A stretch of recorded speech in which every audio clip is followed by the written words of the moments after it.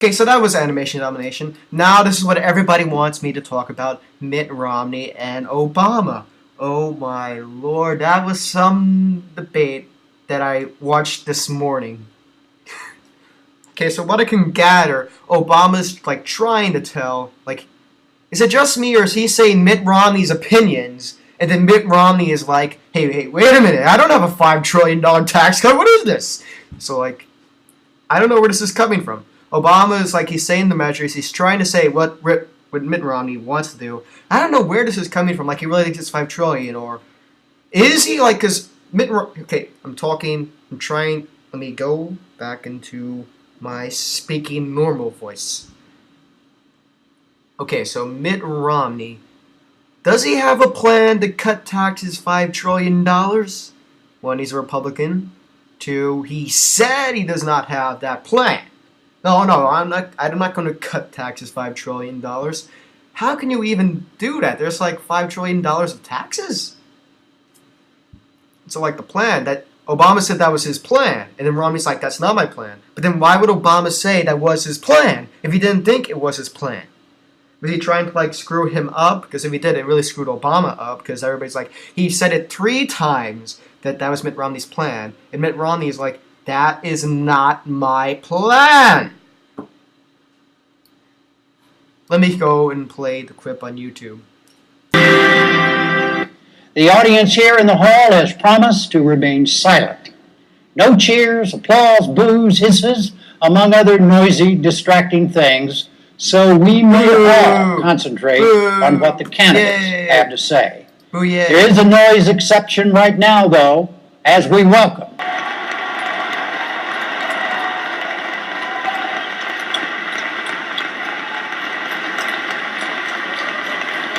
Jim?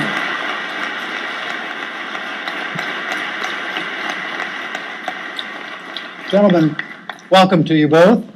Let's start the economy, segment 1, and let's begin with jobs. What are the major differences between the two of you about how you would go about creating new jobs?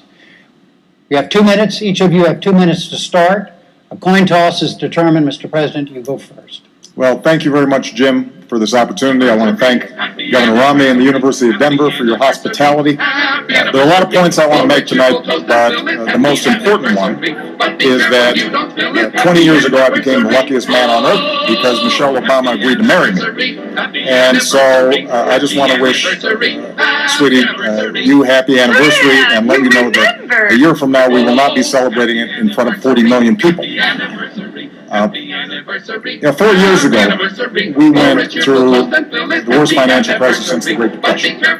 Millions of jobs were lost. The auto industry was on the brink of collapse. The financial system had frozen up.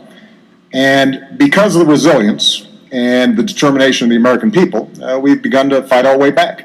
Over the last 30 months, we've seen 5 million jobs in the private sector created. The auto industry has come roaring back. And housing has begun to rise. But we all know that we've still got a lot of work to do. And so the question here tonight is not where we've been, but where we're going. Governor Romney has a perspective that says if we cut taxes, skewed towards the wealthy, and roll back regulations, that we'll be better off. I've got a different view. I think we've got to invest in education and training. I think it's important for us to develop new sources of energy here in America, that we change our tax code to make sure that we're helping small businesses and companies that are investing here in the United States, that we take some of the money that we're saving as we wind down 2 wars to rebuild America, and that we reduce our deficit in a balanced way that allows us to make these critical investments. Now, ultimately it's going to be up to the voters, to you, which path we should take. Are we going to double down on the top-down economic policies that help to get us into this mess, or do we embrace a new economic patriotism that says America does best when the middle class does best? And I'm looking forward to having that debate. Governor Romney, 2 minutes. Thank you, Jim. It's an Okay, so right now, I've been hearing stuff like Mitt Romney has no view on education. No, he doesn't care about education. That's what I've been hearing in my economics class when we're like doing debates against Romney and Obama, that he has no view on economics. And so what Obama's saying is he's talking about economics. He's saying he has a view on economics, and that's basically what is going on as of right now. Now let's go into Romney's, what he has to say about this. It's an honor to be here with you, and I appreciate the chance to be with the President. I'm pleased to be at the University of Denver. I appreciate their welcome, and also the Presidential Commission on these debates. And congratulations to you, Mr. President, on your anniversary. I'm sure this was the most romantic place you could imagine, here with me. So congratulations. This is obviously a very tender time. I've had the occasion over the last couple of years of meeting people across the country. I was in Dayton, Ohio, and a woman grabbed my arm, and she said, "I've been out of work since May. Can you help me?" Ann yesterday was at a rally in Denver, and a woman came up to her with a baby in her arms and said, "Ann, my husband has had 4 jobs in 3 years, part-time jobs. He's lost his most recent job, and we've now just lost our home. Can you help us?" And the answer is yes, we can help, but it's going to take a different path, not the one we've been on, not the one the president describes as a top-down cut taxes for the rich. That's not what I'm going to do. My plan has 5 basic parts. 1, get us energy independent, North American energy independent. That creates about 4 million jobs.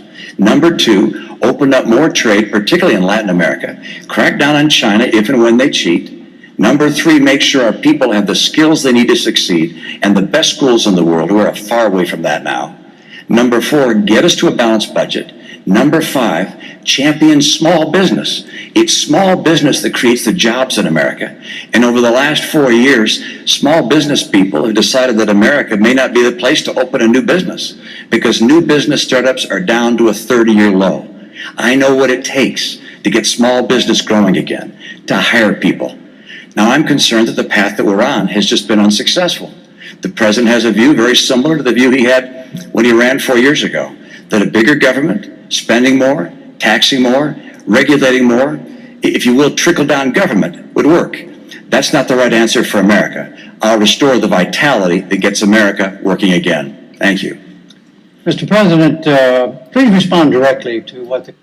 Okay, so what's this with Romney? Well, let me just say what Frank says about Romney. He says, well, sometimes it's better to be with the devil you know than the devil you don't know. Like, so we know Obama. We know what he's going to do. We don't know what Romney is going to do. Right now, Romney sounds like a really good guy. Like, he's making all the right promises. He sounds really good.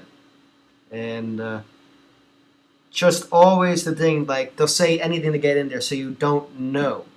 Frank says he's for the big man. He's not for the little man. Like, he's a business guy, and business big guys are never for little guys. And right now he's saying, like, he's talking about small businesses, small, and he's for them. So at least he sounds like he knows where he's coming from. He is saying what we want to hear. Back to Obama. First, we've got to improve our education system. And we've made enormous progress drawing on ideas both from Democrats and Republicans that are already starting to show gains in some of the toughest to deal with schools. We've got a program called Race to the Top that has prompted reforms in 46 states around the country, raising standards, improving how we train teachers. So now I want to hire another 100,000 new math and science teachers and create 2 million more slots in our community colleges so that people can get trained for the jobs that are out there right now. And I want to make sure that we keep tuition low for our young people. When it comes to our tax code, Governor Romney and I both agree that our corporate tax rate is too high. So I want to lower it, particularly for manufacturing, taking it down to 25%. But I also want to close those loopholes that are giving incentives for companies that are shipping jobs overseas. I want to provide tax breaks for companies that are investing here in the United States. On energy, Governor Romney and I, we both agree that we've got to boost American energy production. And oil and natural gas production are higher than they've been in years. But I also believe that we've got to look at the energy sources of the future, like wind and solar and biofuels, and make those investments. So all of this is possible. Now, in order for us to do it, we do have to close our deficit. And one of the things I'm sure we'll be discussing tonight is how do we deal with our tax code? And how do we make sure that we are reducing spending in a responsible way, but also how do we have enough revenue to make those investments? And this is where there's a difference because Governor Romney's central economic plan calls for a $5 trillion tax cut on top of the extension of the Bush tax cuts. That's another $1 trillion, and $2 trillion in additional military spending that the military hasn't asked for. That's $8 trillion. How we pay for that, reduce the deficit, and make the investments that we need to make without dumping those costs on the middle-class Americans, I think, is one of the central questions this campaign. Both of you have spoken about a lot of different things. We're going to try to get through them in as specific a way as we possibly can. But first, Governor Romney, do you have a question that you'd like to ask the president directly? Okay, wow. Just wow. Okay, so Obama is talking about outsourcing. That's mainly because Mitt Romney, everybody knows he outsources a lot of jobs. But he makes up for it because he actually does make a lot of jobs here in the United States. But Obama's just trying to use it like, well, I want to close down outsourcing jobs, like stuff like that, make it as low, give no tax breaks for them, because they're taking jobs out seas. So yeah. Then he's saying like Romney has some fusion with the tax code, and then he says something about $5 trillion tax, and then $2 million going to military, and like. Personally, I think we should cut down on military. We have so big a military. Is $2 trillion less really going to hurt us that much if we have, like... Say you have $6 trillion to protect the world, and you only need $1 trillion to protect the world as efficiently. That's just $5 trillion extra dollars, just like, for what the hell. So, I think we should cut down the military, and that would give us a lot of money, and then that would boost our economy. And, when I learned economics, like less military resources, then it's more consumer resources. There'll be like more stuff. But right, Romney. Okay, now this is going to like really get you guys thinking, because Obama's just saying what Romney's going to do, and now let's hear what Romney says he's going to do. Sure, I'd like to clear up the record and go through piece by piece. First of all, I don't have a $5 trillion tax cut. I don't have a tax cut of the scale that you're talking about. My view is that we ought to provide tax relief to people in the middle class. But I'm not going to reduce the share of taxes paid by high-income people.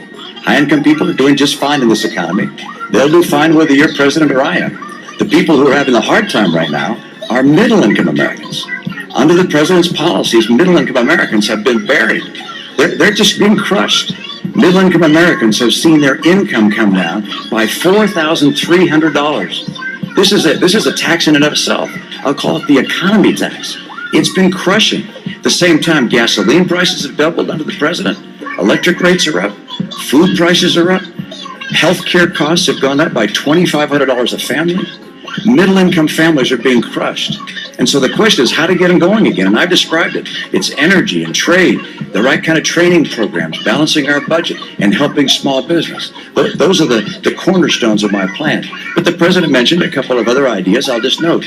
First, education. I agree. Education is key, particularly the future of our economy. But our training programs right now, we got 47 of them housed in the federal government, reporting to 8 different agencies.